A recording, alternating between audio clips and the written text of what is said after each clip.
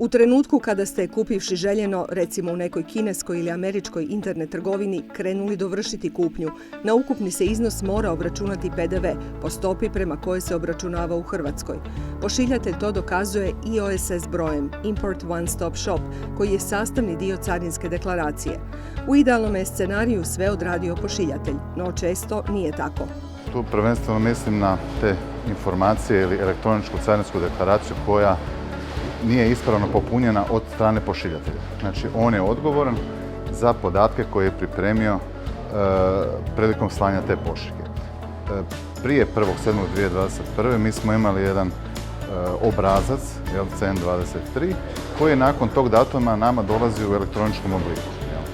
Sada, taj IOSS broj, koji označuje da je za pošiljku već naplaćen PDV, mora isključivo biti u određenom dijelu te deklaracije upisan i sa točno propisanim formatom.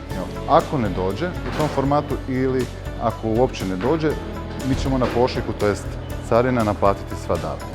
Dakle, problem nastaje kada je deklaracija nepravilna, nepotpuna i tako neispravna poslana kupcu koji je uredno platio PDV, ali carina to ne može vidjeti niti evidentirati. Što kupcu tada preostaje? Do 1.11. carina je prihvaćala nekakve naknadne izmjene na temelju izjave korisnika u kojima bi nama korisnik se javio sa prigovorom, dokazao da je platio sa nekakvim računom, potvrdom narudžbe i sa tim IOSS brojem. Carina bi to prihvatila, mi bi korisniku vratili novce i to je bio onda gotov predmet za nas. Ali od 1.11. carina je postrožila taj dio, htjedeći izbjeći nekakve manipulacije koje su primijetili u cijelom tom sustavu i ajmo reći prisiliti, to je Europska komisija htjela prisiliti prodavače da ispoštuju te norme kroz tu deklaraciju i da ispravno popunjavaju. Riječ je uglavnom o robi i pošiljateljima iz Kine, često i Velike Britanije, no valja pripaziti na sve narudžbe iz zemalja koje nisu dio zajedničkog europskog tržišta, jer za ispravne podatke odgovoran pošiljatelj i od 1. studenoga ove godine carina više ne prihvaća prigovore korisnika. Ako su podaci u redu, pošiljka će se uredno provesti, a ako nisu, nažalost, tu onda postoji taj, ajmo reći, problem kojeg mi ne možemo riješiti jer nam je pošiljka došla takva kakva je, a opet s druge strane razumijemo korisnike koji su ljuti zbog cijele svoje situacije gdje su 2 puta im je naplaćen porez, što stvarno nije ispravno.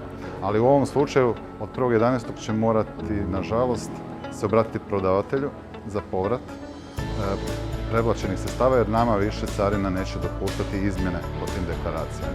Ozbiljnost pošiljatelja potkrepljuje i broj za praćenje pošiljke, no ne bilo kakav. Za nas u pošti su validni jedino ovi standardni brojevi, znači 2 slova, 9 brojeva i 2 slova na kraju koje označavaju porijeklo države. U tom formatu mi kroz naše puteve pošiljka putuje i po tim brojem mi pošiljku zavodimo u svim segmentima našeg poslovanja. Pošiljatelji, najčešće kineski i najčešće za robu male vrijednosti, umjesto validnog broja znaju staviti primjerice broj narudžbe ili neki skladišni broj, tek toliko da kupac ima osjećaj kako je kupio robu pouzdanog trgovca. S obzirom na sva porezna i carinska pooštravanja, najbolja je zaštita prije kupnje provjeriti trgovca, kako bismo bili sigurniji u to da nećemo 2 puta biti oporezovani.